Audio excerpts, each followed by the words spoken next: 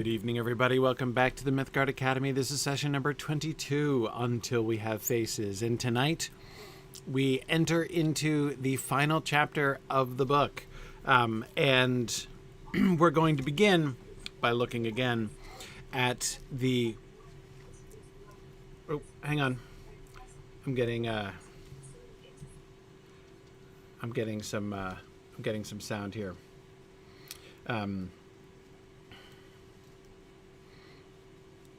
Yeah. Sorry.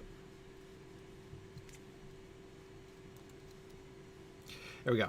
Okay. No worries. Okay. So anyway, so this evening we're going to begin the last chapter, and we're going to be starting with the opening of the chapter wherein we finally get the title of the book. Today we're gonna well, we'll see how far we get. We saw Orual being drawn into what was apparently the Deadlands. And today she is going to sort of get some of the fruit of that, in a sense, in that she is going to get to be reunited, especially, of course, with the fox. And that is probably what we're going to spend most of our time on here tonight. So let's jump straight back into things here. I wanted to pick up again. We kind of, at the end of last time, rushed through. So these first two we've looked at before, but I wanted to pause over them a little bit more. Enough, said the judge. There was utter silence all around me, and now for the first time I knew what I had been doing. While I was reading, it had, once and again, seemed strange to me that the reading took so long, for the book was a small one. Now I knew that I had been reading it over and over, perhaps a dozen times. I would have read it forever, quick as I could, starting the first word again almost before the last was out of my mouth, if the judge had not stopped me. And the voice I read it in was strange to my ears. There was given to me a certainty that this, at last, was my real voice. There was silence in the dark assembly, long enough for me to have read my book out yet again. At last the judge spoke. "Are you answered?" he said. "Yes," said I. So just one quick thing that I would emphasize here. We saw already, we've had several kind of, cues, directives. Lewis has shown us in several ways, quite glaringly here at the end, what the reality of her heart is compared to what she has been telling herself. And of course, the irony is that even though she has described how her own writing of book one showed this to her, right? Remember that even when she receives the book, when she notices that she's holding the book, and she's upset because she's feeling like someone must have swapped it. This is not the book that she wrote. This is not her handwriting. She labored and labored over this book. It was long and it was beautiful. And she has this little tattered, bedraggled hen scratch thing that she feels like is not really her book. So, of course, in that we already see this reminder of the big gap between her own mental idea of her book and, of course, through her book, of her memories, and through her memories of her experience and her life itself, that was not the thing that she thought it was. Now, again, remember, she had said that her process of writing the book had already begun that process. She had already begun to realize that many of the things that she had remembered once she started memory to work, it had become a tyrant, and it had taken her to places that she had forgotten about, or even that she had kind of covered up in her own memory. So she already spoke of that process beginning, and yet when we get to this stage, it is clear that that was the merest opening to that dynamic, right? She had not really begun to perceive the depth of the depth isn't the right word. The scope of the gap between the reality and of her remembering of it. Yes, now when she reads it out, it comes out of her. And the chief emphasis here of this first, these first words after she stops reading her book, the first emphasis is that she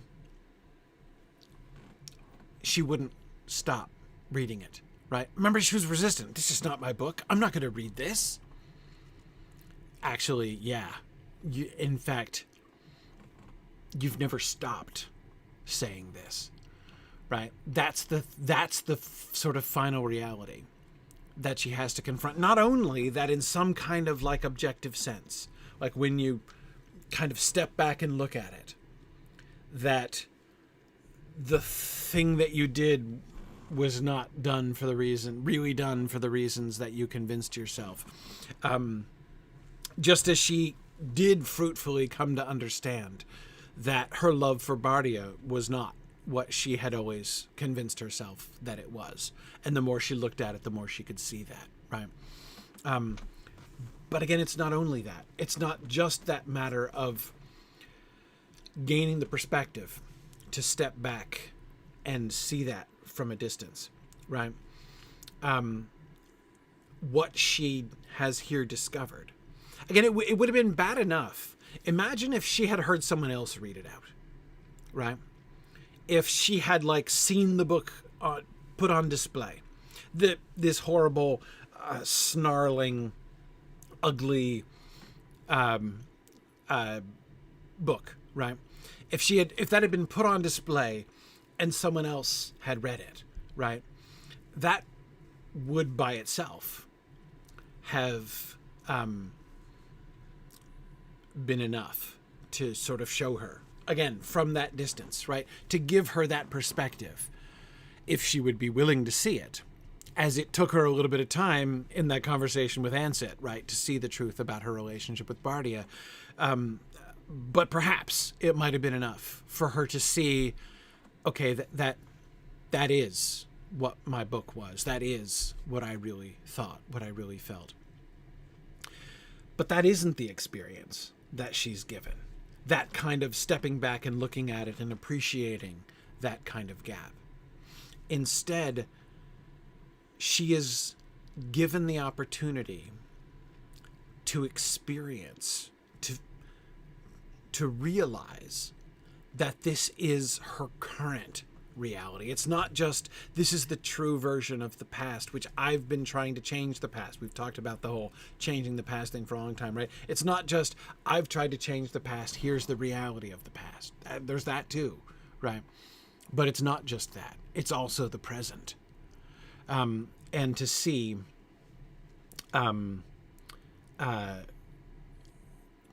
that this is not only still what she would say right now, it's what she is always saying. It's what she would say forever, in a continual loop for all eternity. That's the thing that she is brought to recognize by this experience of reading out the book. And Hapuna Girl, I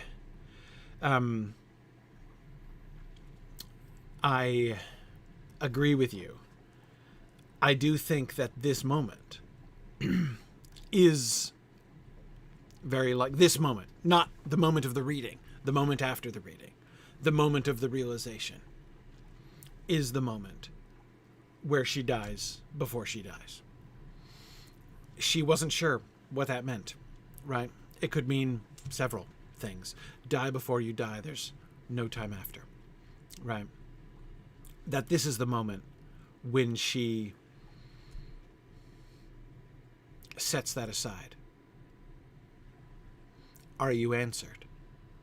The judge says. Yes, said I. That admission. I think that that's the moment of her death before she dies. Yes. So, Morgul Hamster, you're totally right. Morgul says it sounds kind of hellish. Yeah, sure does. Sure does. And for the record, Morgul Hamster, I would 100%. If someone asked me to choose a passage from a fictional work of C.S. Lewis that I thought most clearly illustrated C.S. Lewis's conception of hell and what the experience of being in hell is like, this would probably be my choice. The whole reading the book through this passage. Yes. I'm not going to talk about that too much because it involves like getting into C.S. Lewis's theology of hell, which is not what we're going to talk about here. Because again, like, we haven't read all the other books that we would need to have read to talk about that. But let me just say, yes, I agree with you. And exactly as Jackrabbit was just saying, Orual has spent her life rehearsing her grievances, and without intervention, she would spend her death rehearsing her grievances. And that's exactly what she herself has come to see here. It is, Jackie, as you say, a narrative loop that she was stuck in, and that this confrontation is the only way to break it. And remember what happened right before she started reading the book, when she was stripped, not just of her veil, but of all of her clothes, so that she was standing there completely naked before she started reading out of her book, right? This is that complete exposure. This is her chance to realize, to recognize, to acknowledge that the actual contents of this book that she read many times, this is who she is. This is what's under the veil. Yeah. All she had is her complaint, and her complaint was the answer. Yes, absolutely. Yes, and Hapuna Girl, you're right, with the days that never end. Yeah, exactly. Remember, she was already suffering under the sun in the desert, and felt like she had come to that place in the Deadlands where the days don't pass. Remember? That was like sort of the ultimate horror. Humans can endure massive quantities of suffering, but at least in mercy, the days still pass. Right. But not here. And she here acknowledges this wouldn't have passed. Again, she would have read it forever if they hadn't stopped her. She had already read it perhaps a dozen times over. Think what that also suggests about the patients there, right? They didn't just let her read it, let her accuse the gods. They didn't just let her accuse the gods 2 or 3 times, right? They let her read it out perhaps a dozen times before the judge finally intervenes and says, enough. And it's only then that she realizes that she's been doing it. Right.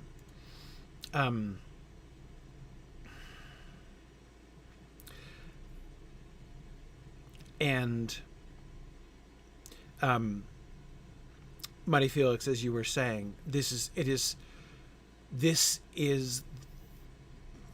the answer. The book that she's reading is book 1. Well, it's the heart of book 1. It's the reality that underlay book 1. It's the thing that book 1 was attempting to conceal from herself in some ways, right? It's not that there was nothing else in book 1 apart from that, but this is what was behind the veil. That was book 1. And book 1 ended with this confident assertion that the gods would have no answer for her accusation. And of course, the gods don't give an answer. The just remarkable irony at the end of this chapter is that she was, on the one hand, not wrong, right? That the gods would not answer. And that if they didn't answer, it would prove her point, right? And in truth, the gods don't answer.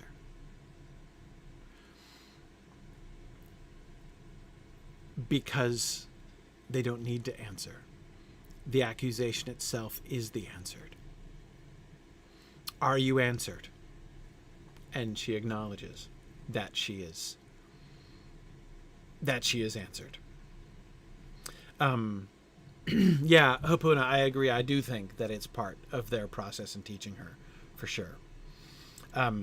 Yes, and Cal Elros, I agree with you. That also is a whole other can of worms, but I certainly agree with you. Cal Elros says, this is once again where this book draws very close to the ending of the book of Job. I agree. And I do think if someone asked me for a resource that might help them understand the end of the book of Job better, I think I might direct them to this book. Yeah. Again, I'm not assuming everyone's read the book of Job, but yeah, I agree. Interesting. Yeah. Mighty Felix says, I can't even read Job without picturing this scene. Yeah. I mean, it's yeah.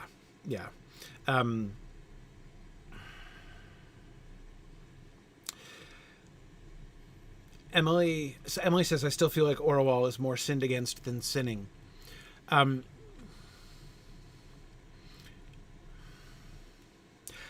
think, Emily, what I would say to that is I'm not sure that those two categories are sufficient to address what's happening here. If you see what I mean by that.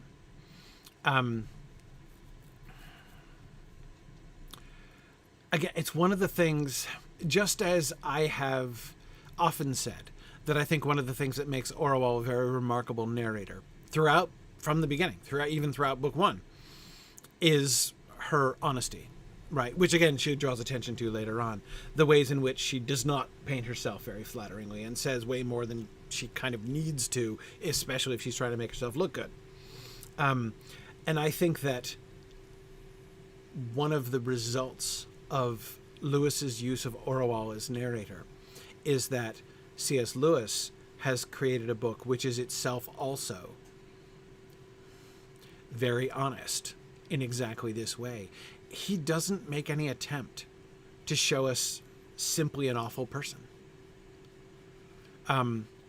As I say, even when we see her being awful, we're also kind of cheering for her, right? Like we remain in Orual's corner. I think we do, all the way through. And we certainly, and so Emily, one of the things that I'm, when you talk about being sinned against, I suspect that what you're referring to are all the ways that we've looked at in which Orual herself has been abused and mistreated, especially through her childhood, particularly by her father.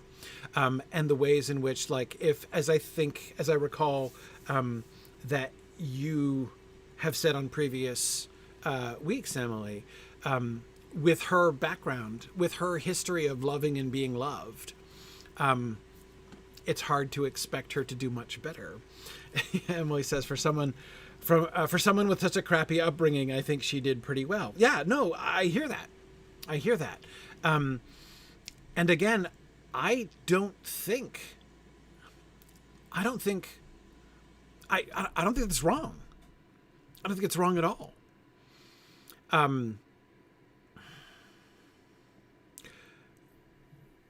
Yeah. And Yeah. Well, all I'll say for now, I encourage you, Emily, to kind of hold on to that and watch where he goes in the last chapter with that. Yeah. Anyway. Yeah. Yeah. Yeah. Let's keep going and look at so that's the end of the penultimate chapter. And then we have the beginning of the last chapter, which is the last thing I read, and we barely talked about it all. The complaint was the answer. To have heard myself making it was to be answered. Lightly men talk of saying what they mean. Often when he was teaching me to write in Greek, the fox would say, "Child, to say the very thing you really mean, the whole of it, nothing more or less or other than what you really mean, that's the whole art and joy of words." A glib saying. When the time comes to you, at which you will be forced at last to utter the speech which has lain at the center of your soul for years, which you have all that time, idiot-like, been saying over and over, you'll not talk about joy of words. I saw well why the gods do not speak to us openly, nor let us answer. Till that word can be dug out of us, why should they hear the babble that we think we mean? How can they meet us face to face till we have faces?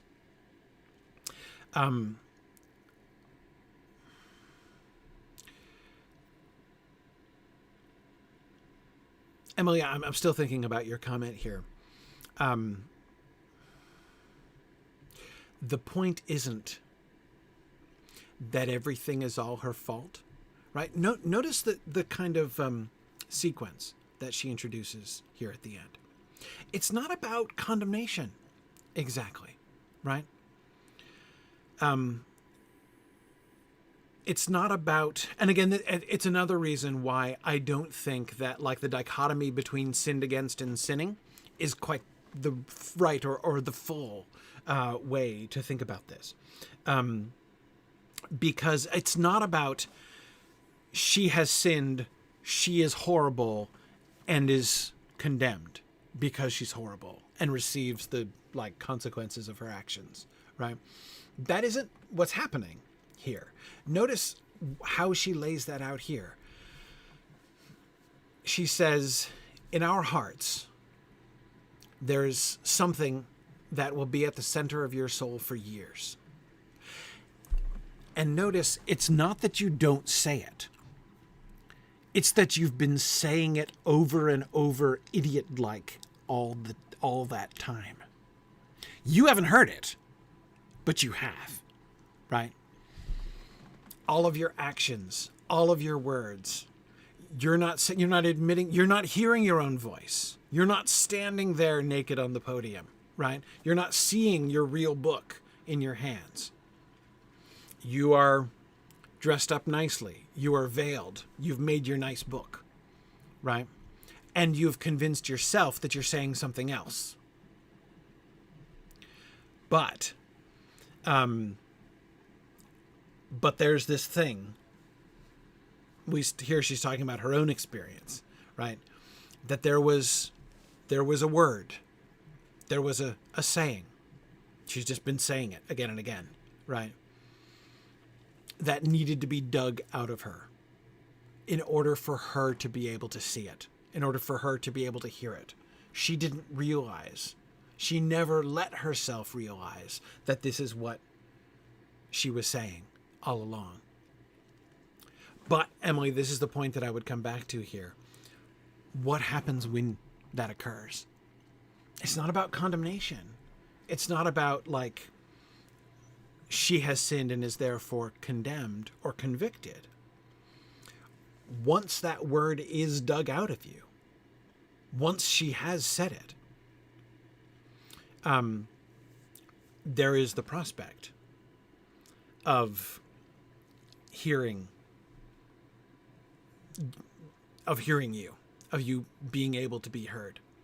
In order to be heard, you must first stop saying that thing that you in your heart keep repeating over and over and over, and which you express in everything you say and everything you do, right? Until you can let those things go, which shape those things,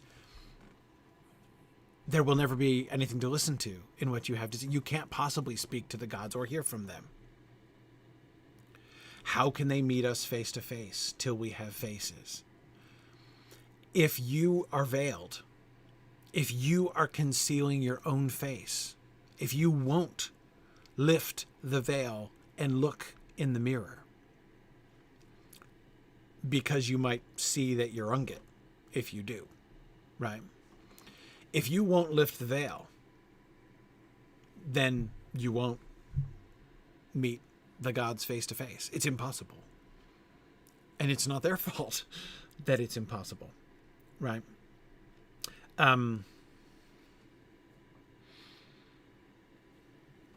So yeah, Jackie, something like that. You have to be willing to face yourself, to face the gods. Yes. Yes. Yes. Yes.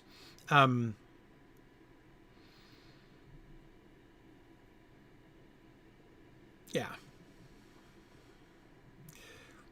Until she heard her own voice, she couldn't hear the God's voice. Hey, I like that. Remember that I said that. I wasn't thinking about that, but yeah, until she could hear her own voice, she couldn't hear the God's voice. And watch what happens. Okay. Okay, watch what happens. Best leave the girl to me, said a well-known voice. I'll lesson her. It was the spectre, which had been my father. Emily, sorry, Emily, I'm not trying to pick on you. You're just, your comment was just really resonating with me, and I've been trying to think it through in these ways. But again, notice, Emily, how immediately the first thing we get is a reminder of that well-known voice, right? She knows her father's voice. Speaking in this kind of tone, right? She knows that voice very well. It's part of the bedrock of her whole life, right? One of the things that has shaped her whole life. Again, there's clear recognition of that, right? It was the spectre which had been my father. Then a new voice spoke from beneath me. It was the fox's. I thought he too was going to give some terrible evidence against me, but he said, "Oh, Minos or Rhadamanthus or Persephone or by whatever name you are called, I am to blame for most of this, and I should bear the punishment. I taught her, as men teach a parrot, to say lies of poets and ungit's a false image. I made her think that ended the question. I never said too true an image of the demon within. And then the other face of Ungit, she has 1,000, something live anyway, and the real gods more alive. Neither they nor Ungit mere thoughts or words. I never told her why the old priest got something from the dark house that I never got from my trim sentences. She never asked me. I was content she shouldn't ask, why the people got something from the shapeless stone, which no one ever got from that painted doll of Arnhem's. Of course I didn't know, but I never told her I didn't know. I don't know now. Only that the way to the true gods is more like the house of Ungit. Oh, it's unlike too, more unlike than we yet dream, but that's the easy knowledge, the first lesson. Only a fool would stay there, posturing and repeating it. The priest knew at least that there must be sacrifices. They will have sacrifice, will have man. Yes, and the very heart, center, ground, roots of a man, dark and strong and costly as blood. Send me away, Minos, even to Tartarus, if Tartarus can cure glibness. I made her think that a prattle of maxims would do, all thin and clear as water. For of course water's good, and it didn't cost much, not where I grew up. So I fed her on words. Yeah, Hapuna, I find this a really beautiful passage too. The fox's confession. I don't know why. I don't understand why. That last line makes me tear up, but it does. Water's good, and it didn't cost much. Not where I grew up. Yeah. Remember, I've warned you, I'm going to be a complete basket case by the end of this book.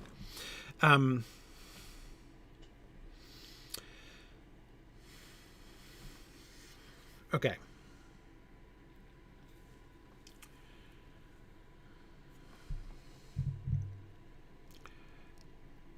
First, even before we get into the details of what the fox says,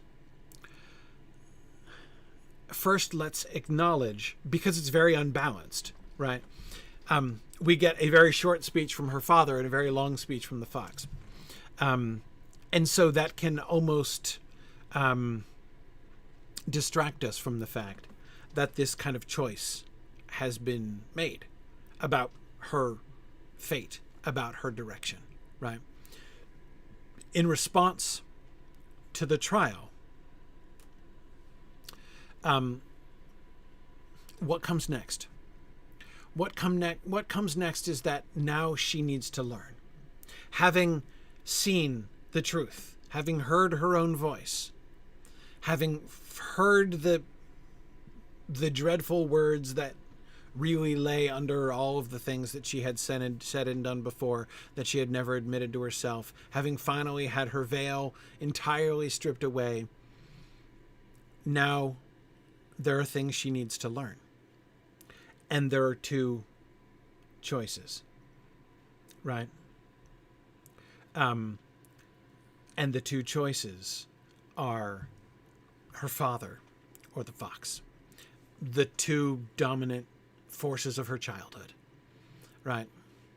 Love versus whatever, abuse, basically. Understanding versus ignorance. Gentleness versus violence, right? Also, reason versus ignorance again and superstition. Or even more, because her father was never really superstition. Her father was primarily pragmatism, right?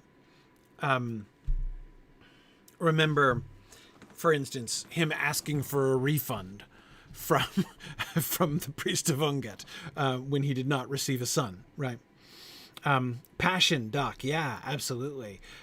Reason versus passion, absolutely. Yeah, thinking of the fox's terms and the her father is constantly hiring that mercenary army, right? Whenever her father, how did her father assert his will? How did her father make his will be done? Through passion, right? By hiring the mercenary army, to use the fox's language there, right? Yes, Maureen, I agree. They are like the two authorities, really her two role models. Yeah, no, not like her. They were her two role models. You could say that Bardia was a kind of role model as well, except he was a little bit closer to being a peer. At least she, one is her father, the other is her grandfather. Bardia was on a different level, right? Yeah. And certainly, Jackie, as you say, for most of her childhood, they were her adult contact. Her whole context, really, for the adult world, Bata was the only other adult that she really had significant interactions with. Yeah. Anyway, so we get these two, and we get again the short speech from her father. His entitlement, his assertion of best leave the girl to me, right? This is obviously what should happen. She should come back under my dominion. I'll lesson her. The way he takes the word lesson and makes it into a transitive verb and makes it sound like a form of violence that he's going to perform on her. Especially, of course, since that's, of course, the primary context we have from her father, who was always acting, acting things out through one form of violence or another, right? Yeah. So, but the fox comes. One really conspicuous sentence. I thought he too was going to give some terrible evidence against me. Remember that not only is the fox not going to be giving evidence against her, she's not on trial, right? She has immediately switched into a mode where she feels that she's on trial, right? That was not her trial. That was the God's trial. She was the plaintiff. She was not the defendant, right? And yet she's immediately in that mode, right? Yeah. Ooh, Bricktails. That's really, really good. Bricktails is thinking of the homophone, right? I'll lesson her, he says, Lesson. But of course, in doing so, he would also almost certainly lessen her, Lessen. Yeah. That certainly was always his method, right? To try to raise himself up by pushing other people down. Yeah.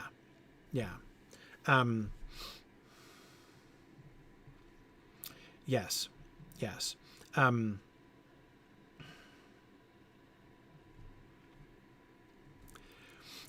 Oh, Emily, that's such another really important thing, isn't it?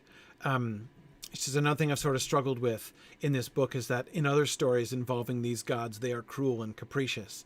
Yes. And Lewis evokes those exact stories. Right. Exactly. Yeah. No, it's supposed to be a problem. It's a problem Orual's had all of her life. It's a problem the fox had. Right. Yeah, Doc, there's good reason to see them as being cruel and capricious in this book, too. That's certainly how... Remember Bardia's attitude towards the gods, right?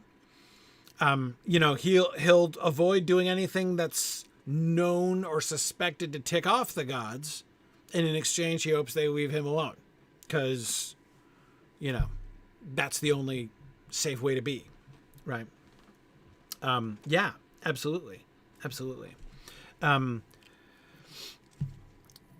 And yeah, so let's get to that, the relationship between the stories about the gods and philosophy, truth, as the fox would accept it, right? So let's get into the fox here.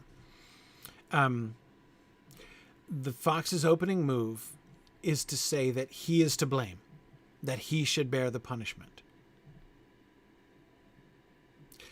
And there's a lot of things.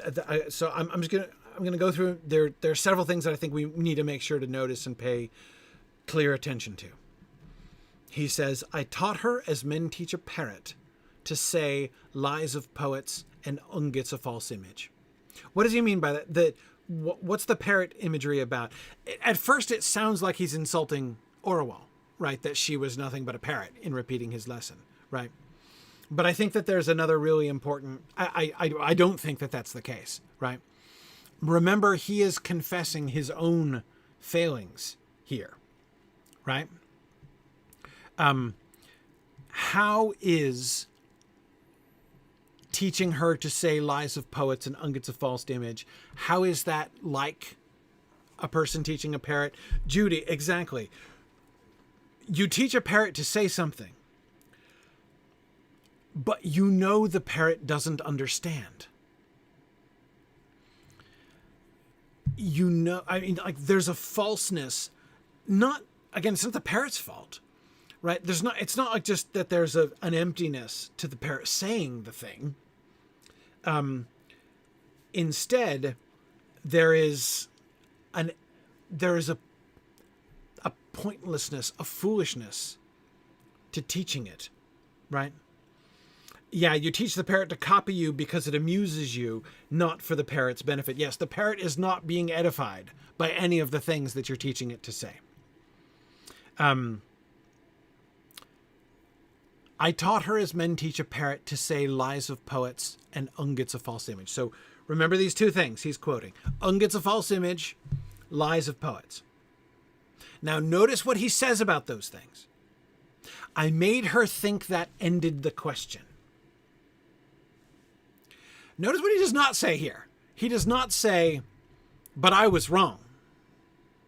He doesn't say he was wrong. I think he is actually reaffirming those things. The stories about the gods are lies of poets. Ungit is a false image.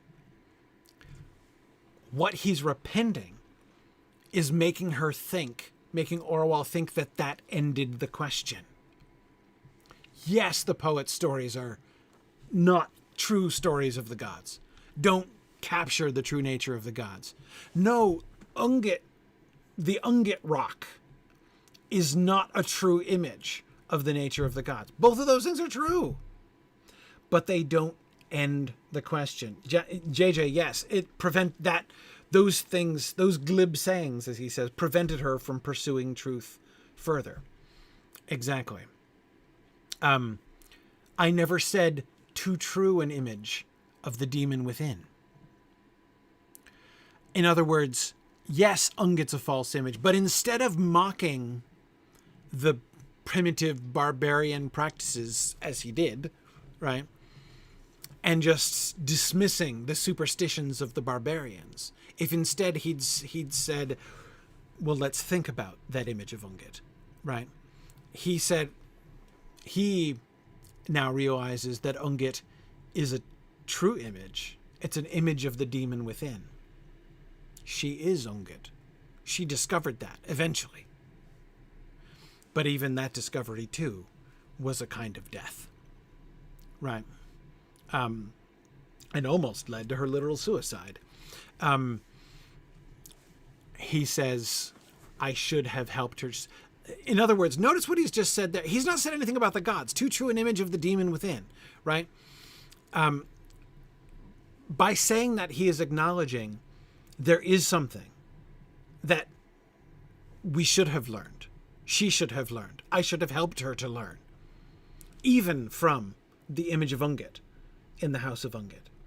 Just as, by extension, there are things that you can learn from the lies of the poets. Are they lies? Yeah. Yeah. Do they capture the true nature of the gods? No. No, they don't. Does that mean there's nothing that you can learn from it? Does that mean that you should just dismiss it? No. No.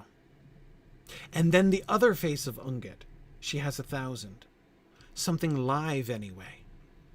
And the real god's more alive. Again, he didn't go on this way. Neither they nor Ungit are mere thoughts or words. His philosophy. Remember what we talked about way back in chapter 3. And I was trying to draw attention to it from the very beginning. Notice that division within the fox. Remember how that worked? What was and we saw it so many different times. We saw it on multiple different occasions. The division of heart within the fox. Do you remember what it was? On the one hand, he had his philosophy. He had his sayings, which he's now dismissing as glib sayings, right? These things he is now characterizing as mere thoughts or words when he would talk about the divine being and all that kind of thing.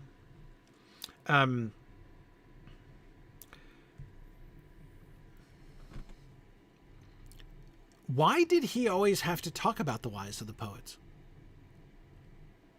Why did that come up so often? Because he used to read her poetry all the time. And from her earliest days, she could tell not only that he loved those poems, but that those were the books that he loved most and that moved him most. that he himself, that the fox got something from the story of Aphrodite and Anchises that he didn't get from his own philosophy.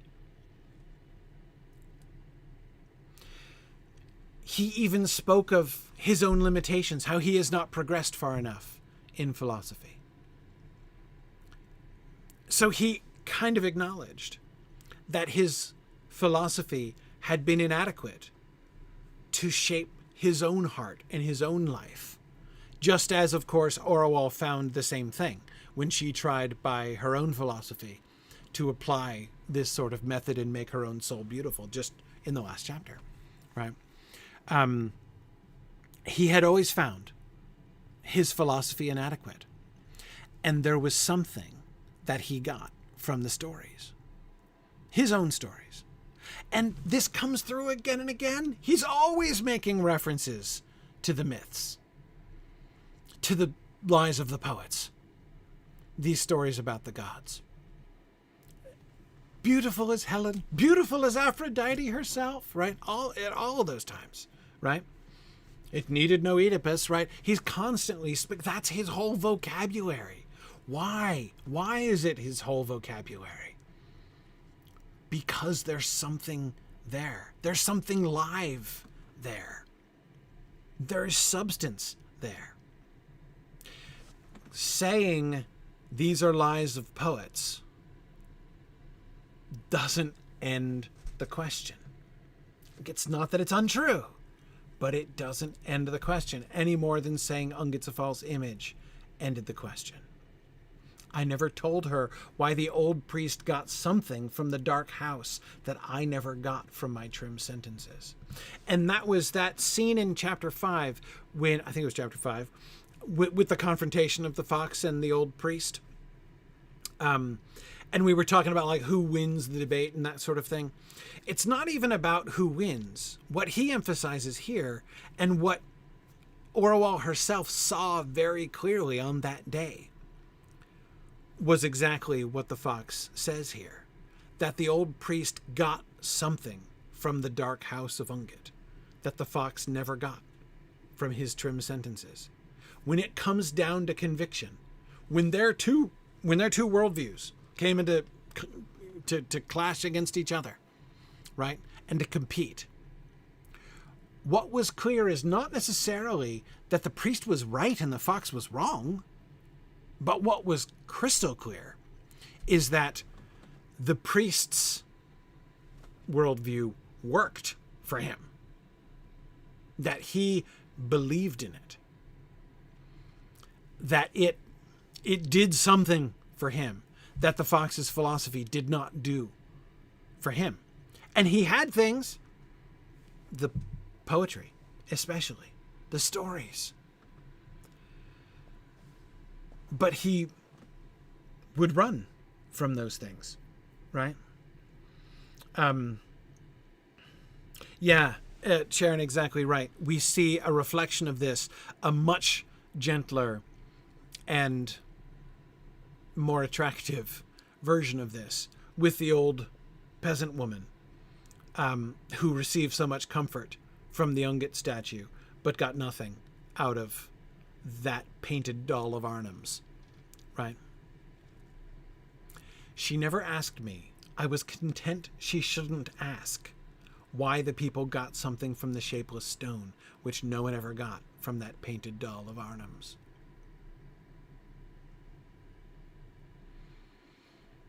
His confession here is that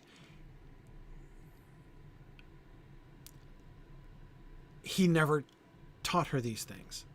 And of course, he then goes on to confess why he didn't teach her. Why didn't he teach her what more there was to the question about the lies of the poets or the false image of Ungit? About what the priest got from the dark house that he never got from his trim sentences. What the peasant woman gets from the shapeless stone that no one ever got from that painted doll of Arnhem's. Why did he never teach her those things? Because he didn't know. Because he didn't understand. Of course, I didn't know, he says. But I never told her I didn't know. I don't know now, he says.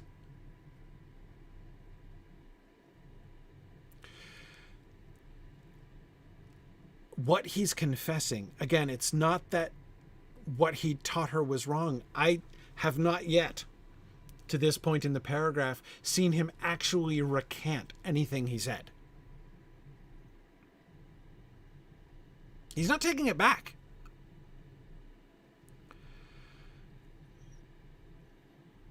But he never told her what he didn't know. He had a sense. He knew at least enough to know, deep down, that his own explanations were inadequate. I wonder what would have been in the fox's book. Right? If the fox were naked up on the pedestal, what he would say? What would have been that word that needed to be dug out of his heart? Maybe it's this. I didn't know. I don't know now. Maybe that's it. Maybe the thing he had to realize that he was saying over and over again was the way we saw him kind of do this, right? Whenever he is confronted with something beyond his philosophy, right? Like the way the priest acted, right? He tried to convince himself that he knew, right? That the true philosopher understood these things. That if you just back up and, look at these things rationally, you can think everything through.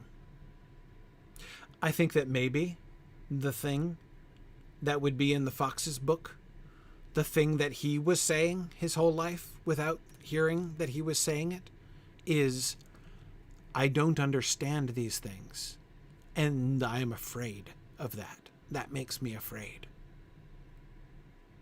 I can't bear to confront the fact that these are mysteries that I don't understand and can't understand. Maybe? I don't know. But I think that would be my guess.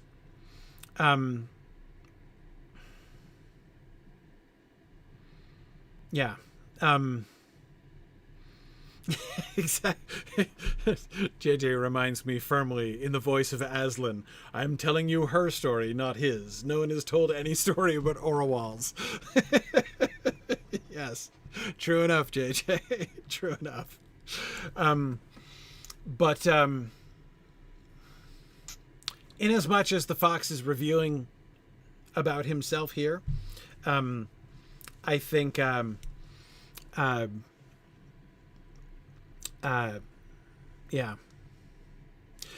and Mrs. Manrique, you're right. Remember why water is cheap, because blood is not. Because we do, I think, begin to get towards that fear that I was talking about, right? It's not just confronting the fact that he doesn't know and doesn't understand. It's that there are things, the things that he doesn't understand are the things that scare him. I don't know now, he says. Only that the way, when he says only that, I believe he means the only thing, like, he doesn't understand. He can't explain it. Even now, he doesn't understand the whole thing. He's not saying that now I could give her the correct lessons, whereas before I was giving her faulty lessons. But he has learned something, or at least now can acknowledge something. And that something is that the way to the true gods is more like the house of Ungit. Certainly more like the house of Ungit. Notice he doesn't finish that sentence. I wonder how he was going to finish that sentence before he interrupts himself. More like the house of Ungit than it was like his trim sentences? More like the house of Ungit than he had, dared to admit?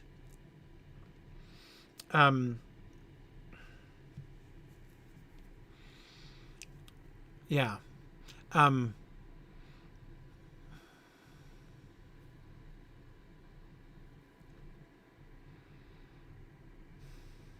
Yeah, I'm not sure exactly where he was going with that. He says, no, but because he interrupts himself. Oh, it's unlike too. More unlike than we yet dream. But that's the easy knowledge. The first lesson. Only a fool would stay there, posturing and repeating it. That's what he was doing. That's what it means to say Ungit is a false image and think that that ended the question. That didn't end the question, that begins it. If Ungit is a false image of what? And why that image? Why should that image have come to be associated with the gods in the first place? If the poets are lying about the nature of the gods, why do they tell those lies? Why? And of course, why do those lies that the poets tell move the fox so much? How is it that the lies of the poets seem to convey something that goes beyond what he can express, beyond what he can explain, such that when pushed to explain it, he instead pushes it away? Just as, how is it that the house of Ungit can provide such comfort to the old woman, or even to the priest of Ungit?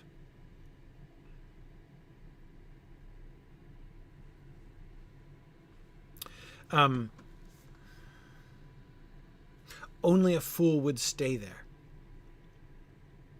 Of course, the way to the true gods is unlike the house of Ungit. Now, think, by the way, notice how what he's saying shows us that the things that Orual was experiencing near the end, like that trip to the house of Ungit that we were just discussing a few weeks back, she was perceiving many of these things that the fox is here pointing to. That, on the one hand, the way of the gods must be very much unlike the house of Ungit. Think of how repulsive she found the house of Ungit. And yet, she found, both in the actions of the old peasant woman and in the response of the crowd, she was able to see there was something everyone was getting from this. There is something to this, as ridiculous, as repulsive even, as it seemed to her. There was something there. She was not merely doing as the fox describes himself doing, staying there, posturing and repeating it. The priest knew at least that there must be sacrifices. That is a truth about the way to the true gods. That there must be sacrifices. That you can't walk the way, you can't get to the true gods without sacrifice. They will have sacrifice. They will have man. Yes, and the very heart, center, ground, roots of a man, dark and strong and costly as blood. Was the old priest right about the great offering? Was he right about the shadow brute? Was he right about the accursed? Was he... No. Of course not. But merely to say that is a glib saying. That doesn't end the question. Because he knew something. Was he wrong? Yeah. Of course he's wrong. But he knew at least that there must be sacrifices. There is still something to that story. That story at least points at a reality. Like the poems, the lies of the poets, also point to a reality, though they're lies, and often absurd, right? Yes, Hapuna girl, the sacrifice is that we must die before we die. Yes, exactly.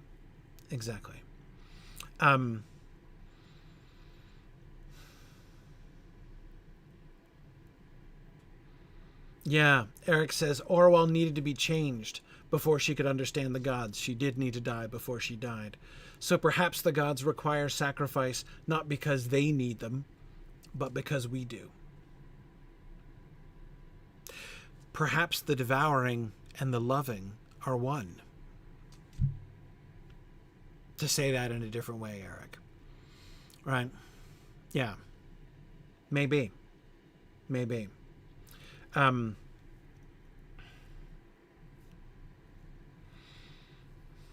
Send me away, even to Tartarus, if Tartarus can cure glibness.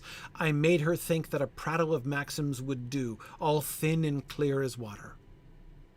A prattle of maxims is how he characterizes his philosophy. Now, it's not that it's wrong, but it didn't cost much. Not where he grew up. Yeah.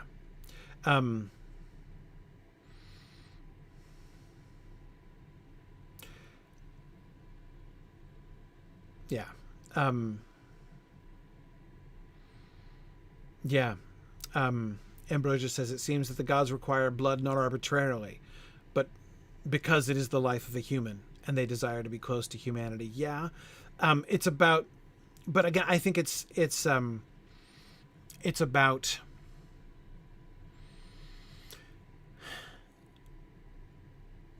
the sacrifice. I think we just saw it. The very heart, center, ground, roots of a man. What, like that thing that's left when you strip everything else away? I believe we just saw the great offering when Orual was on the pedestal and reading her book.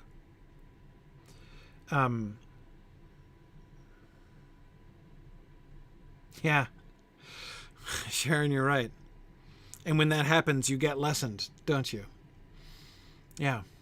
Just as she found her book was so much less than she thought it was. Right? Yeah.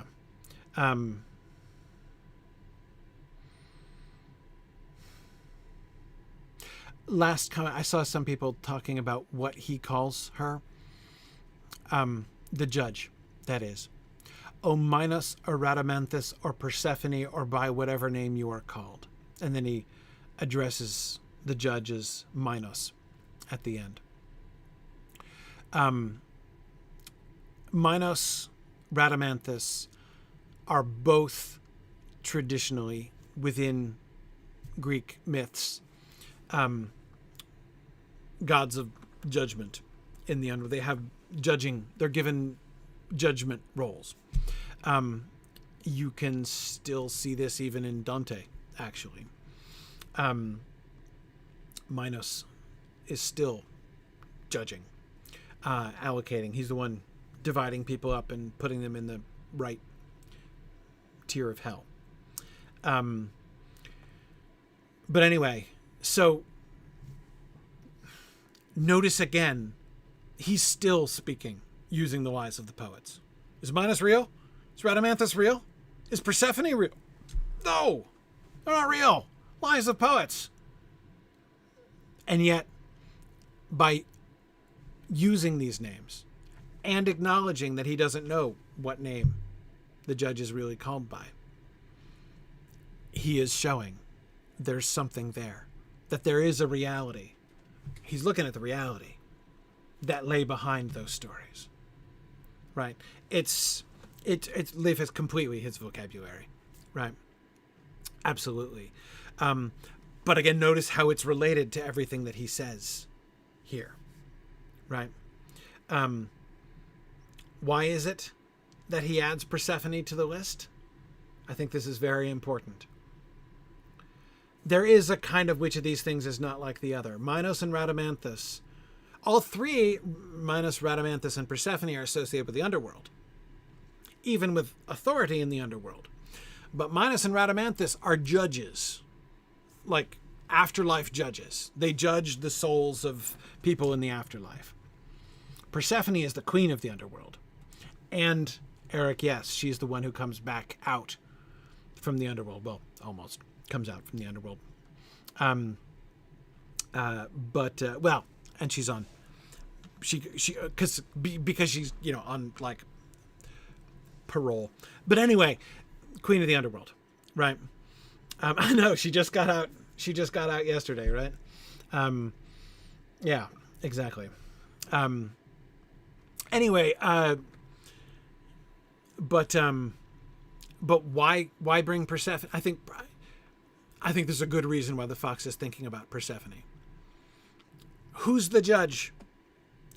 Within the frame of the mythic stories that Orual is operating within, not speaking the fox's language, but speaking Orual's language, who's in charge?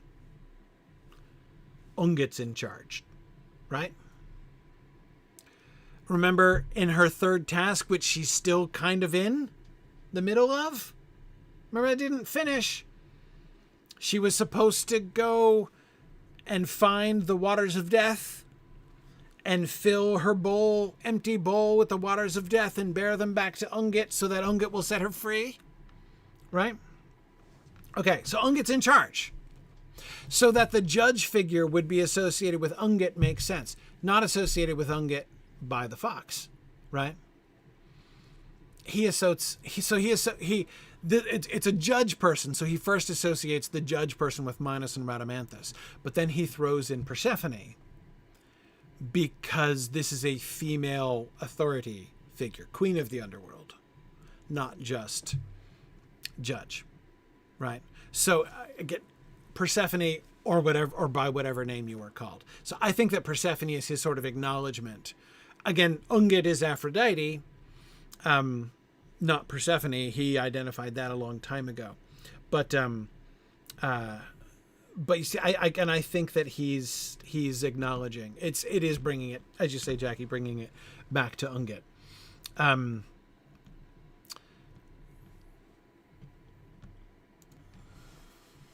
I wanted to cry out that it was false, that he had fed me not on words, but on love, that he had given, if not to the gods, yet to me, all that was costliest. But I had not time. The trial, it seemed, was over.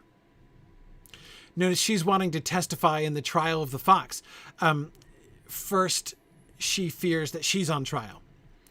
Then now she fears that, like, the fox is on trial, right? Yeah, exactly. She's thinking of him, right? And I think maybe that's why I started to cry when I was reading that line about water's good and it didn't cost much, not where I grew up. Because I can't help but remember the fox gave up where he grew up. He gave up the Greek lands. He sacrificed his home and his family and his life for love of Orual. Yeah. As Jackie points out, Orual's considering someone else's welfare, y'all. Yeah. Yeah. Now,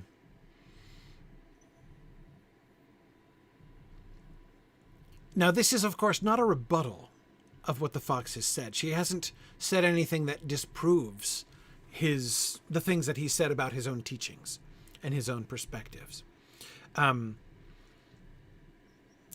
But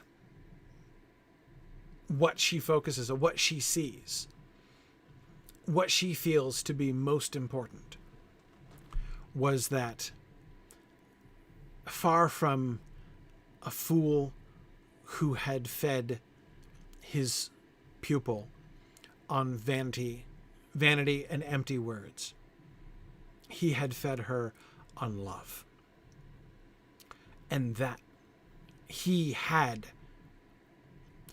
might not have understood this stuff about sacrifice. He might not even have been able to confront the reality of the fact that he didn't understand it while he was still alive. But he lived it. He did sacrifice himself. He had given all that was costliest. He had made the great offering to her. And yeah, Hapuna Girl, I agree that Orual's surgery from the gods enables her to see this about the fox now. Yes. Yes.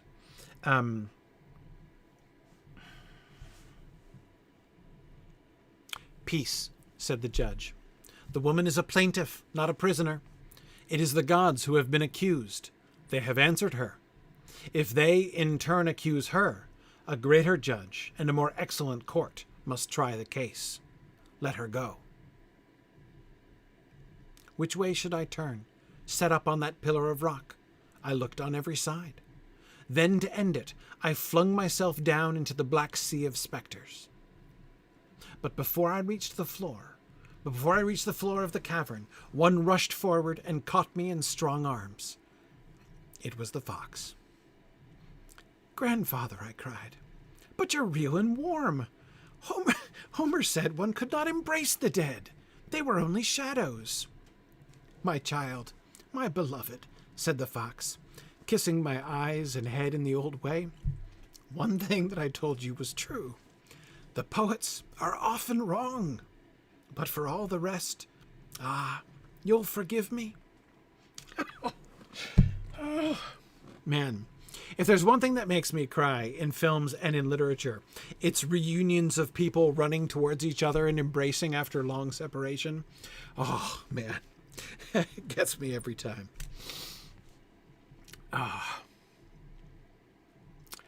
Okay. We get here first, the reminder that nobody's on trial here. The gods were on trial here, right?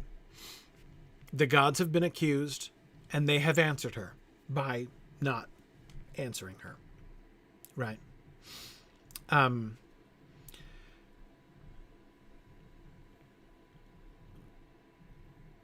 If they in turn accuse her, a greater judge and a more excellent court must try the case. This is not the highest court. Where are we? What's happening? How did she get here? What's going on? This isn't the highest court. What court is it? What court is it?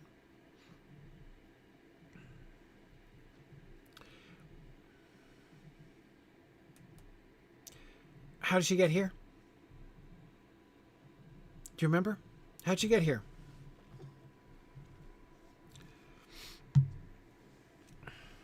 The specters. Yeah. They carried her up. She body surfed, remember, on the specters? Up the mountain they pulled her in? Yeah.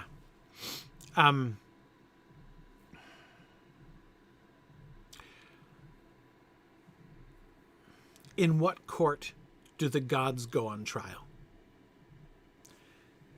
In the mortal court. Remember, what is this court? It's a pillar in the middle of the room, and then around it is this enormous, like infinitely enormous amphitheater full of people. Right? Jocelyn, exactly. This is the people's court. That's exactly what this is. This is the people's court. Yes. It's a jury of her peers. Exactly. Exactly.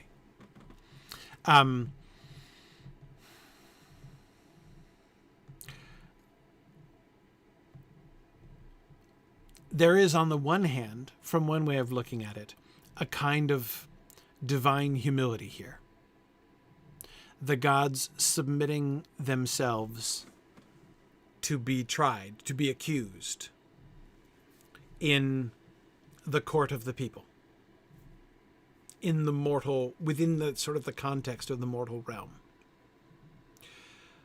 But then again, isn't that more or less what the gods are always doing? These are the same gods who allow those horrible stories to be told about them. These are the gods who don't seem to object to the House of Ungit and its horrible ways. Right?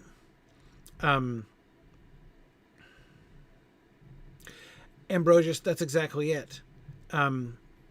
First of all, no, she's not promised a jury of her peers. In fact, she's promised quite the opposite. But you see, the gods didn't have a jury of their peers either. First, we have the gods being judged by mortals. Then, the greater and more excellent court will be the one in which the mortal is judged by the gods.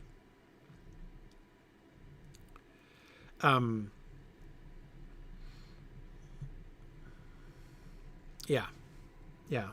But I think that humility thing is important, right? And remember the result of it. The result of it is neither the conviction nor the acquittal of the gods. The result of it is Orual's own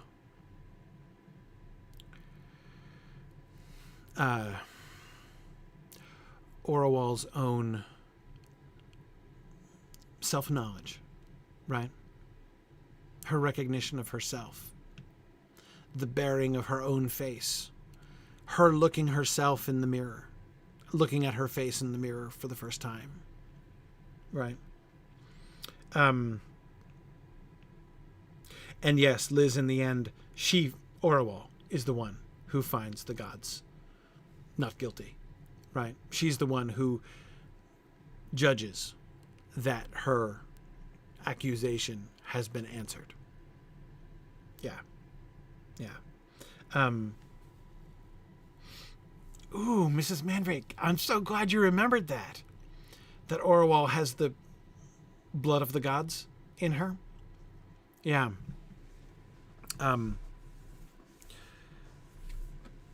The fox knew about that too. Remember how the fox used to speak scornfully of the idea of the royal houses of Glome, the royal house of Glome having divine blood, right? But he did perceive that there was a truth that lay behind that. Yes, we all have the God within us, right? I think that's one of those things that he wasn't wrong about, though he didn't understand it, and though it was a glib saying. It's I think that we can apply the same kind of logic that he was just making in his confession to that as well.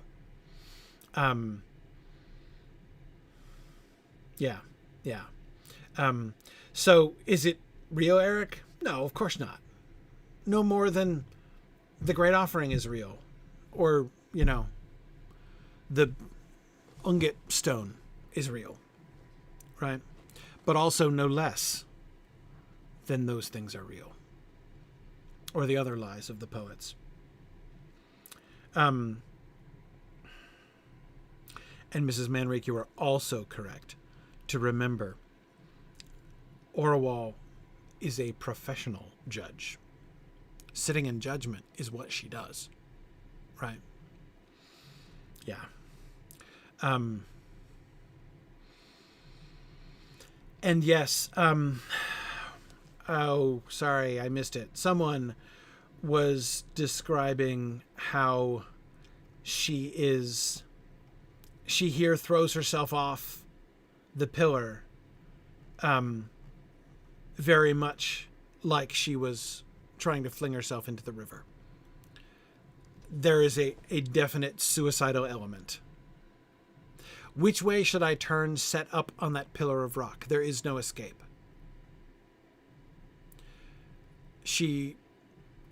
The only way she can escape is, well, to die, right? To cast herself off.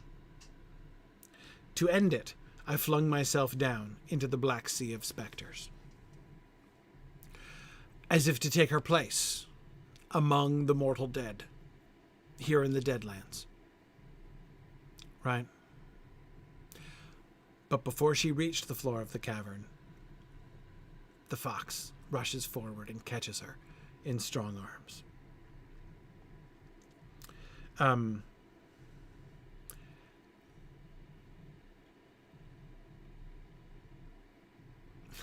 The poets are often wrong.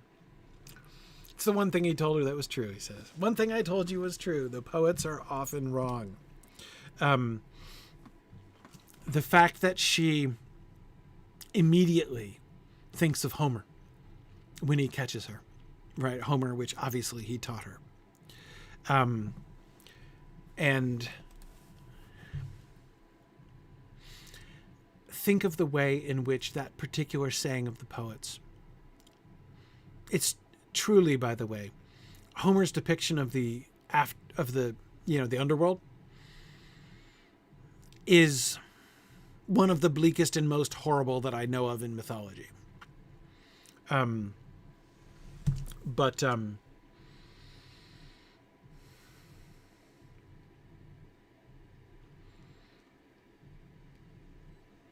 Yeah, oh, and I agree with Jackie. Eric was asking, why was she so desperate to end it? Because of the hellishness of the experience. Exactly. She'd already, even before she came into this place, come to the place where the days don't pass anymore, right? From the time when she was already up in the desert, through when she saw the, snakes and scorpions, through the experience of the trial and the stripping naked and the book and the reading and everything else. Her father reappearing, goodness gracious. This has been her own experience of hearing her voice and that continuous repetition that would never have ended. This has been much like hell. So to end it, to change it, right? To break out anything, to break out of this loop. She flings herself down. Very much like she wanted to fling herself into the river in order to stop being Ungit. And she's caught. Yes, she had no other choice. She retracts her complaint and now has no point to her life, but she falls into a loved one's arms. She is saved by love. This is the response to her own outcry. He fed me not on words, but on love. They know this. And his love is able to catch her and to sustain her, to keep her from the death that she seeks here. The fox did have something that he gave her. Everything that he said about his teachings is true. But she is right. He fed her not on words, but on love. And we see his love sustaining her. Because, glory be, the poets are often wrong. The stories about the underworld, the stories about the gods, they are lies, thankfully. There is more to it than that. The gods might perhaps be more than the stories suggest. Just as the shades in the afterlife turn out to be more than what Homer knew about.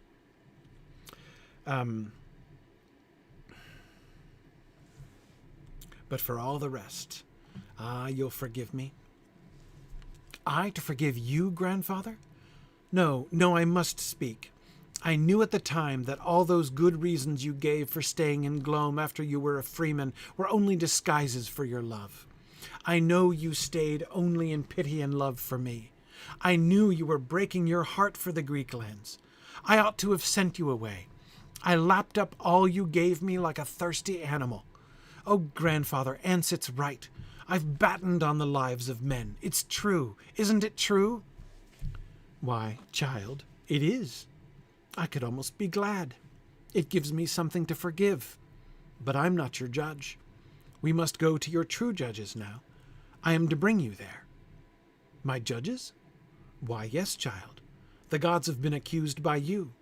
Now's their turn. I cannot hope for mercy. Infinite hopes and fears may both be yours. Be sure that whatever else you get, you will not get justice. Are not the gods just? Oh, no, child. What would become of us if they were? But come and see. We'll come back to that last part in a minute about the justice of the gods. What we will see in a little while is that Orual understands that part perfectly well about the justice of the gods.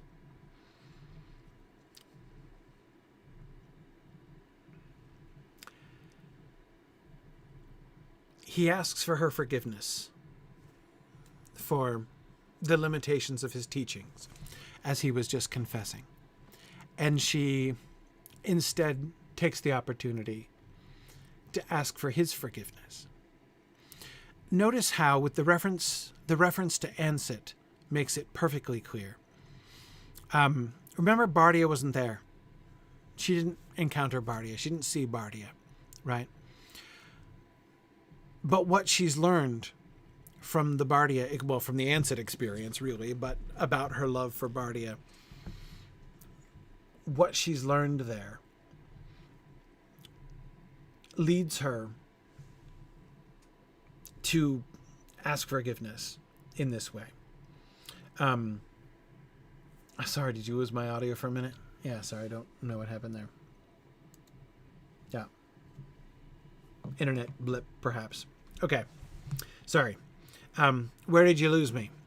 I was talking about the Ansit experience, what she learned from Ansit, and how she's immediately applying it when given the chance to see the fox again, to speak to the fox again, to be wrapped in the arms of the fox again.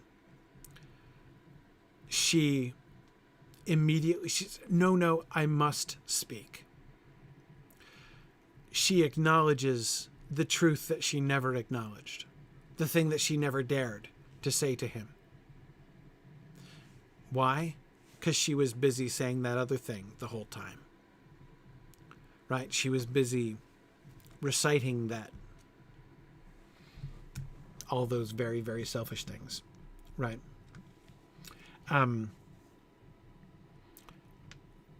And she admits the truth, that she knew the truth, and that it was her own selfishness. I lapped up all you gave me like a thirsty animal. Ansit's right. I've battened on the lives of men. It's true. I really am Ungit. I am the spider. Right? Isn't it true? Why, child, it is. I could almost be glad. It gives me something to forgive. Because forgiveness is a gift he can still give her. Because forgiveness is another expression of love.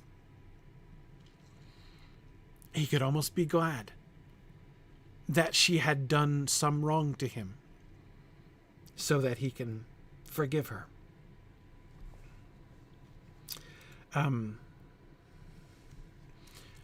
He doesn't deny it. He doesn't try to hide or run away from the fact that, yes, she did act quite selfishly. But I'm not your judge. That is, yes, he's delighted to forgive her. But I'm not your judge. He has been given the role of bringing her to his true judge, to her true judge. Now, remember, there were two choices. And I think that now we are seeing what the choice was about. The choice between her father and the fox, right after her recognition, her realization. Her father and the fox both come forward. I think both of them are volunteering for the role of taking her to her judges. The fox wins. The fox wins. The fox is to bring her to her judges. Yeah, her physical father and her emotional father, Yes.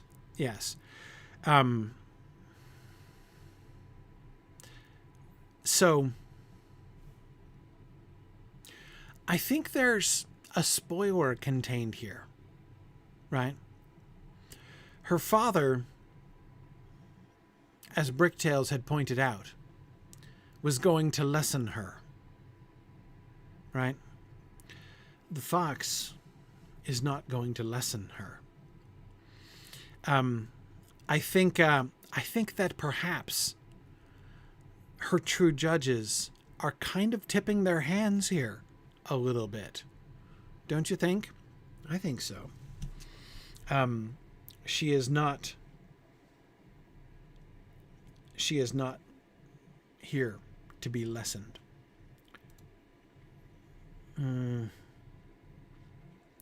Nah. Never mind. Okay. I couldn't remember where the other thing about not getting justice came in. I couldn't remember if it was the next slide or if it was further down the road, and it's further down the road. Yeah, Jackie, she's not going to be lessened. She is going to be transformed. She's going to be increased. Right. Remember how Psyche looked taller when Orual met her again? How bright-faced she was?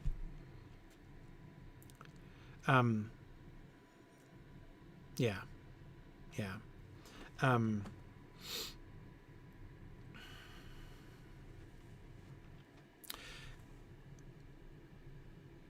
Notice also, battening is also kind of the opposite of lessening.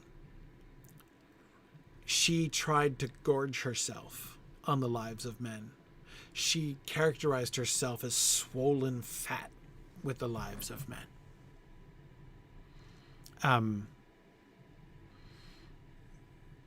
But now, but that's not a way to actually get bigger.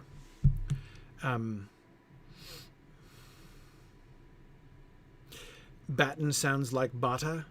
Yeah, kind of does, doesn't it? Bata was both very fat and very selfish. And it was Bata's face that the Ungit face looked like. It was Bata that she compared the Ungit face to before she realized that it was her face. Right. Yeah. Okay. The fox, in taking her to her true judges, is now going to show her a bunch of stories which, unlike the poets, do not lie. We are going to finally get some true stories. Stories still, right? Representations still. Paintings on the wall. That will be like the myths, but they will be true stories, not lies of poets. All right. But let's stop there. This is as good a place as any to end.